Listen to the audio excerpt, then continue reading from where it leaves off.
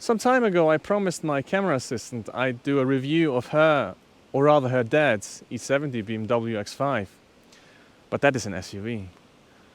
I also promised somebody else I would do a review of their Tesla Model X, but I'm afraid I might get sued. And it is an SUV. So let's do a review of this instead, which is not an SUV.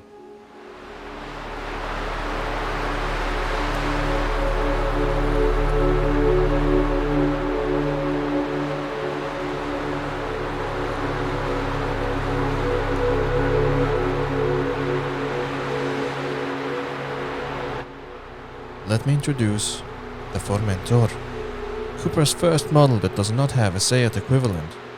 And it is a crossover. That makes sense. It is probably one of the fastest growing segments, and Cupra have clearly made an effort. With its creases and sharp angles, it certainly looks wilder than any of its VW Group brethren. And they probably should if they want to draw attention to this young brand. This example in magnetic black paint comes with two-tone 19-inch wheels, which are standard, and mighty Brembo brakes, which aren't. This top-spec version is given away by its 4 black exhaust pipes. The visual cue that under the bonnet is the group's most powerful variant of the 2-liter straight 4, which in this instance develops 310 horsepower and 400 Newton meters of torque. And it probably is the best car in the world. Let me explain by telling you a short story of a bloke who thinks he is an automotive journalist and goes around writing up press officers. Most of them not bothering to answer at all, a few polite enough to turn him down with a sorry, no can do. And then there was Cupra's press office, which was not only willing to help out, but also thought, this lad is the best driver we have ever seen. He's also the most charismatic presenter on YouTube, so we are going to give him our flagship model. At least that's what I imagined when they agreed to give me a car.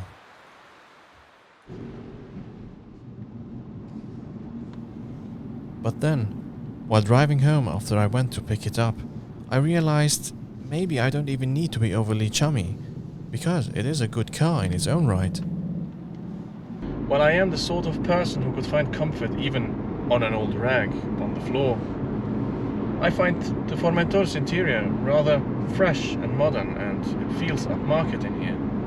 I even like the copper accents that match the badges on the outside. What I found myself drawn to are these trim pieces painted in the exterior accent grey color, so easily distracted by shiny things. The steering wheel feels nice, has perforated leather, is not too thick, and heated. And it comes with real buttons on it, as opposed to capacitive ones like those in the new Golf.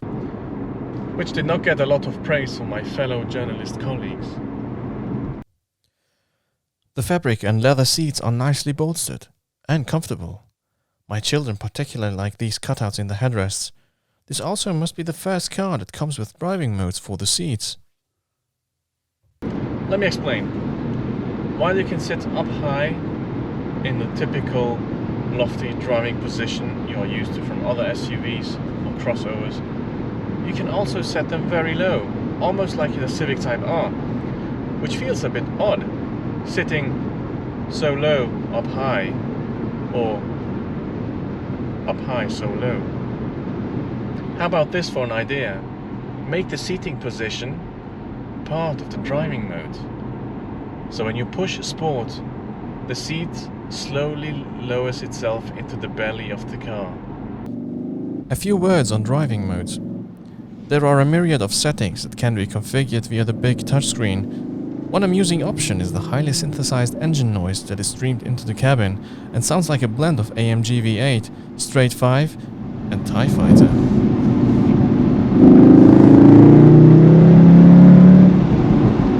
Speaking of touchscreens, one of the many things I hate in modern cars is stop-start, but many cars have a dedicated button to turn it off. Not so in the Formentor.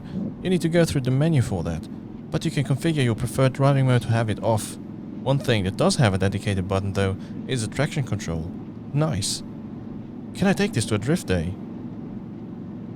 Now to the important bits. how does it drive? But before we go there, I am not going to be silly, as I was with the Tiguan, because it is my Tiguan, and I love my Tiguan. It is like an old nanny, patient with my children when they wipe their chocolatey fingers on her clothes, and with me whenever I feel clever and funny. So I'm not going to pretend the Formentor is a TCR spec touring car. I could say that the steering is either too heavy or too light, depending on the driving mode. I could say that the brake pedal feels a bit too soft initially. I could say that into corners you run a bit early into understeer. I could say that out of them you always seem to catch the engine off guard. But look at it this way, you finally get the opportunity to practice left foot braking. But realistically, none of this really matters. The Formentor is not a sports car. It is sporty, yes, and there is plenty of grunt when asked, but first and foremost, it is comfortable, it is refined, and it devours kilometers with ease.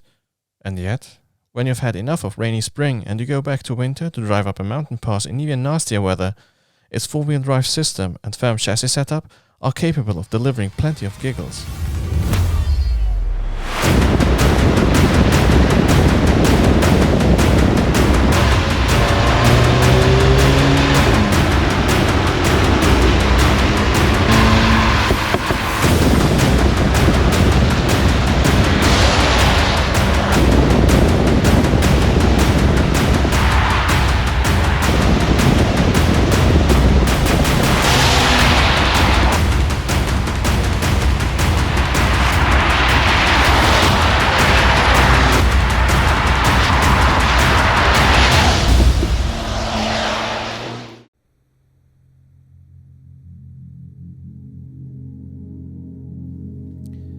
In a real-world scenario, I would probably go for the Leon, because I like a low driving position. But let's flip it around. If you like the Leon, but would prefer to sit a bit higher, which the market says a lot of people do, here you go. Or, if you think that the propositions from VW and Skoda are a bit tame. And if you think this is not fast enough, Cupra still have an ace up their sleeves. They recently announced the VZ5, which is an even sportier version with a 2.5-litre 5-pot known from the RS3, making 390 horsepower. Can I have a go?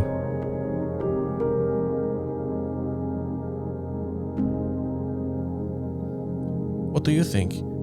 Is the Formentor special enough? Or is it just a Golf on stilts?